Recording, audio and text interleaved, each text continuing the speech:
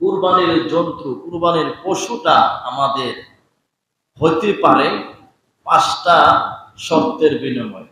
কয়টা শর্ত বলছি? 5টা। এখন 5টা শর্ত যদি আপনার আমার ভিতরে যারা কুরবানি দিবে যদি এরকম শর্ত পালন করতে পারে, আল্লাহ তাআলার কসম, আল্লাহ বলেছেন এই কুরবানির পশু হবে ফুলসিরাত পানি দেওয়ার জন্য যানবাহন। আল্লাহু আকবার বলেন। তাহলে এই ফুলসিরাত এত লম্বা পথ, এত ধার, এত চিকন, কিভাবে আমরা পার হব? পার হওয়ার জন্য আল্লাহ ব্যবস্থা রেখেছেন কুরবানির পশু দিয়ে।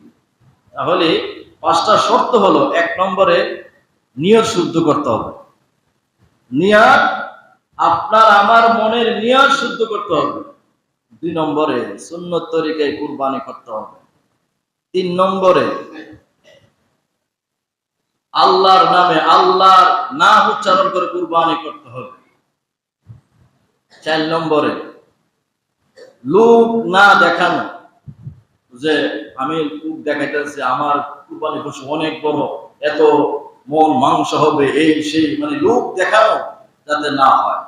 5 নম্বরে কুরবানির গোশত যে নিতে চায়, খুঁজে তালাশ করে ইচ্ছাকৃতভাবে আসতে চাই, নিতে চাই, খেতে চাই, তাকে দেওয়া।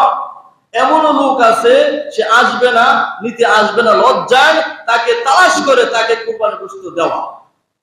এমনও লোক আছে আপনার কাছে আসবে না, আপনাকে দেখে সে মাথাও নিচে রাখতে পারে। এই ব্যক্তিকে খুঁজে তালাশ করে কুরবানির গোশত দেওয়া। এই 5টা শর্ত কেউ যদি পালন করে, দুঃখিত আরেকটা রয়ে গেছে, হালাল টাকা দিয়ে কুরবানির পশু ক্রয় করা, হালাল হতে হবে। তাহলে 6টা হয়।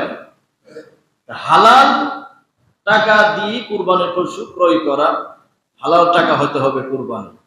তাহলে এই 6টা শর্ত কেউ যদি পালন করে আর কুরবানি দেয়, জবাই করে কোনো আলেম, কোনো ব্যক্তি, এই কুরবানির মাংস এবং গোশত এবং রক্ত এবং পশু যা কিছু আছে, রক্ত প্রবাহিত জমিনে 1 ফোঁটা মাত্র পড়েছে, 1 ফোঁটা তো নয়, লক্ষ ফোঁটা হবে।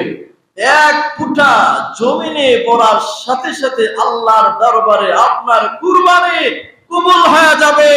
ফুলসিরাতের ফুল পানি দেওয়ার জন্য আপনার বুরাক তৈরি হয়ে গেছে। আল্লাহু আকবার বলেন। এখন এতগুলা কুরবানি দিছি জীবনে, এতগুলা বুরাক দরকার আছে? একটু চলে, এতগুলা বছর কুরবানি দিয়ে আসছি আমরা, দিছি, কুরবানি কি কবুল হয়েছে কি?